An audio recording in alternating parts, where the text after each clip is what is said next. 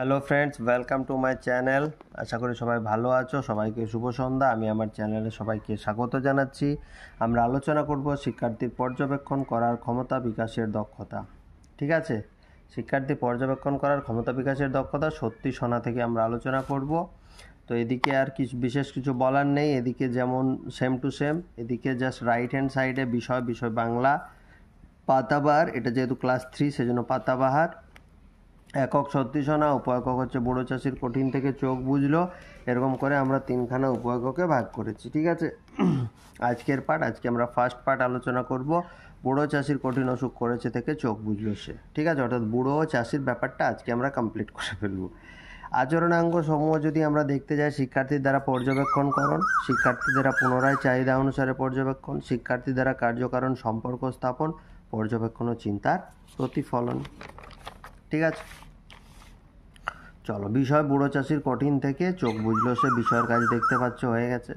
এরপর শিক্ষক মহাশয় বিষয়বস্তু সংক্রান্ত ছবিটি শিক্ষার্থীদের দেখাবেন এবং ভালো করে দেখতে বলবেন। শিক্ষার্থীরা ভালো করে ছবিটি দেখবে। শিক্ষার্থীরা দেখবে মানে শিক্ষার্থীরা পর্যবেক্ষণ করবে। শিক্ষার্থীর দ্বারা পর্যবেক্ষণ হয়ে গেল। এরপর শিক্ষক মহাশয় জিজ্ঞেস করবেন, আচ্ছা তোমরা এই ছবিতে কি কি দেখতে পাচ্ছ? একজন শুয়ে থাকা ব্যক্তি এবং তার পাশে একজন পুরুষ একজন মহিলা দাঁড়িয়ে রয়েছেন, সেটা আমরা দেখতে পাচ্ছি। শিক্ষার্থীর দ্বারা পুনরায় চাহিদা অনুসারে পর্যবেক্ষণ করেন। টিচার আবার প্রশ্ন করলো, সেই প্রশ্নের উত্তর দিতে গেলে তাদেরকে সেটা আবার দেখতে হবে, পর্যবেক্ষণ করতে হবে, সেটা দেখে অ্যান্সার দিতে হবে। সেজন্য হচ্ছে চাহিদা অনুসারে, যেমন চাহিদা সেই অনুসারে পুনরায় পর্যবেক্ষণ।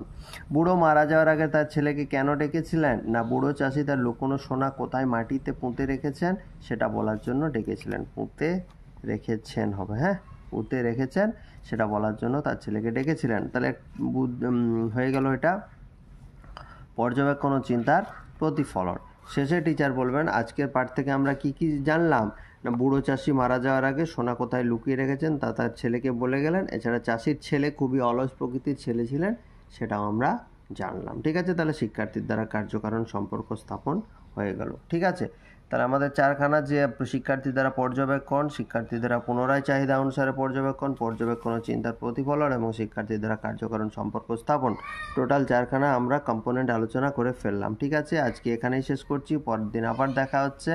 এবং আমার যেটা বলার, চ্যানেলটা অবশ্যই সাবস্ক্রাইব করতে হবে এবং নিডি পিপলদের কাছে ভিডিওগুলো শেয়ার করে দিতে হবে। ঠিক আছে, তাহলে আমার এত যে কষ্ট সেটা সার্থক হবে, আমার কষ্ট করাটা। ঠিক আছে, so thank you, have a good day, সবাই ভালো থেকো।